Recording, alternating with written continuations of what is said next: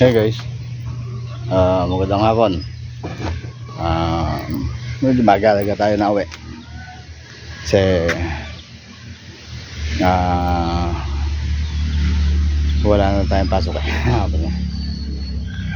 Ito ngayon, tara ako ulit sa aking area. Ito sa lugar ko, sa bahay ko. Ito yan, partner andyan. Punta tayo dito sa mga alaga ko. Okay, andun yung isang alaga ko eh. Whitey.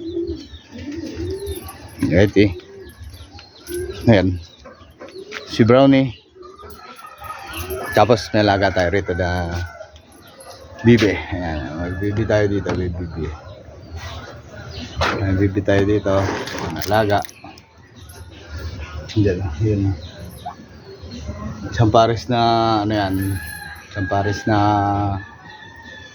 bibe, pato tawagin nila, na may anak, 4, ayun, 4 sila lang. Andito naman si naka-area sa likod ng bahay natin. Ito yung bahay, ito yung pader. Nilagay ko dito yung bibe, tapos si Brownie andito sa likod. Si Brownie ayan. Si Brownie. Siya ayan. Nagkulong naman siya dyan. Ayan. Tayo dito sa ating mga alaga kasi naman maaga tayo na uwi. Kasi ano ko sa inyo, share ko lang buhay ko. Kasi last day ko na sa trabaho, sa aking pinapasukan, kasi dinisolve yung namin, dissolve yung department namin. Kaya ayun, sa ngayon wala akong trabaho. Bukas pala wala na akong trabaho. Lunes papasok ako pala, mag clearing na ako, yung papasahin ako ng isang papers para alis na ako sa trabaho para mag-clear na wala tayong utang, wala tayong mga kung anong sabit sa ating mga sa ating kumpanya na aalisan. Ganun lang naman guys. Ganda na lang yung aking serbisyo sa company na pinasukan ko. Ngayon nandito ako sa aking kulungan. Magano ako eh. Alaga muna ako ng mga aking papakain muna ako ng mga alaga ko. Maaga pa naman kasi. Maaga pa. Ano lang din naman sila. Kasi kararating ko lang. Pakainin natin.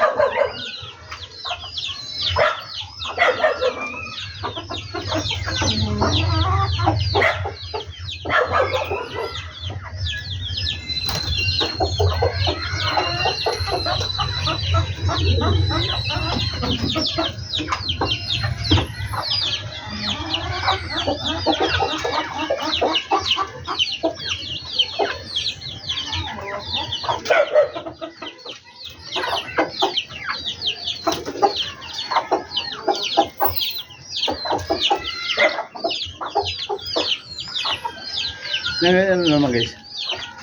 Dito lang tayo sa kulungan muna natin. Siguro ano,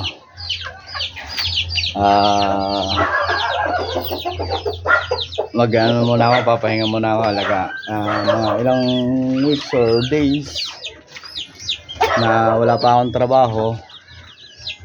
Sikasahin ko muna yung mga alaga natin. Kita nyo naman nandyan yung mga alaga natin. Gusto ko rin naman na ano, dahil nakakalungkot, wala na akong trabaho bukas. Ganun talaga. Wala tayong magiging, wala naman permanente na ano ito ba no? Ito. Dito man tayo sa ating mga alaga, focus. Kasi no, nag last day na tayo kanina. Clearing na lang tayo sa Lunes para sa ating exit. Para maganda naman yung pagkaka-exit natin sa ating trabaho.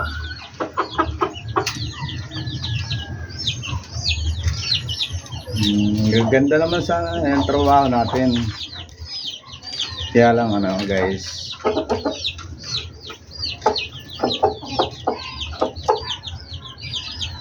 meron lang kasing mga ibang tao na hindi maganda ugali. May natin yan, natural yan eh. Lalo na sa trabaho natin, sa trabaho ng bawat isa sa atin. Sakit man isipin, pero talagang gano'n.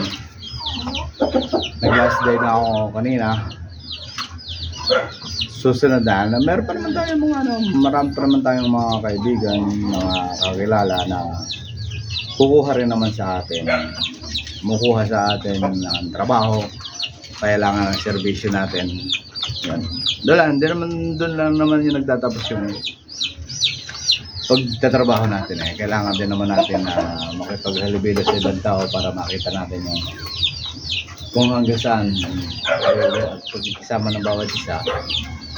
Kaya lang kasi nagkaroon ng hangganan yung matagal kung iningatang trabaho, nagkaroon ng hangganan dahil sa ibang tao. Bagay kasi naman hindi naman masakit na nawalan ako ng trabaho dahil hindi lang din naman kasi ako. Hindi lang din naman kasi ako. Kasi yung sa buong department namin tinanggal ng company mismo. Mismong company na yung nag-decide na dissolve na yung department namin. Nandun tayo sa department na yun. Siyempre kasama tayo. Yan, nag last day kami lahat kanina. Kaya maaga-aga tayo nakauwi ngayon. Pero naman pag meron pa naman tayo makikita yung ibang trabaho. Hindi naman tayo titigil sa mga trabaho natin, di ba? Wala naman.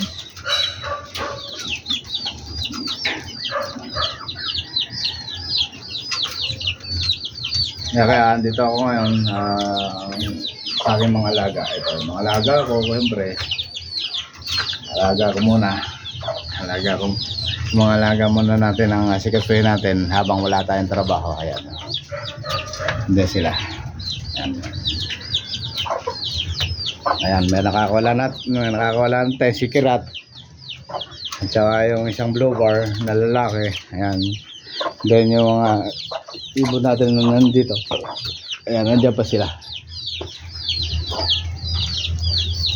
Lambot man kung isipin. Nasaya na rin naman kasi ako kasi hindi naman nasayang yung serbisyo ko doon sa sa trabaho. Kasi babayaran naman ako. Based on long year na tinrabaho ko sa company, babayaran naman yon yearly by yearly. And then may existing ganon. And then meron naman konting bigay para kahit pa paano meron tayong panggastos habang maghahanap tayo ng ating next job. susunod na trabaho. Ganun na lang, maghahanap din ako na sa ngayon, back to zero. And then, maghahanap talaga hanggang sa kahit pa paano meron tayo pagkakitaan. Habang wala, dito tayo sa ating mga alaga. Mga alaga natin, masaya naman yan. Masaya. Dahil gawa na, ayan, pinakain natin. Masaya naman yung mga alaga natin. Good luck na lang din doon sa mga kasama ko. Sa department ko na tinambahan ko sa isang shipping company sa Makati. Good luck na lang din doon sa mga kasama ko, at good luck din sa akin sa another journey na haharapin ko, kasi maghahanap pa tayo ng sarili natin ulit trabaho, ng bagong pagkikisama, bagong basta tawag dito, basta bago natin mga pagkikisama sa ibang tao.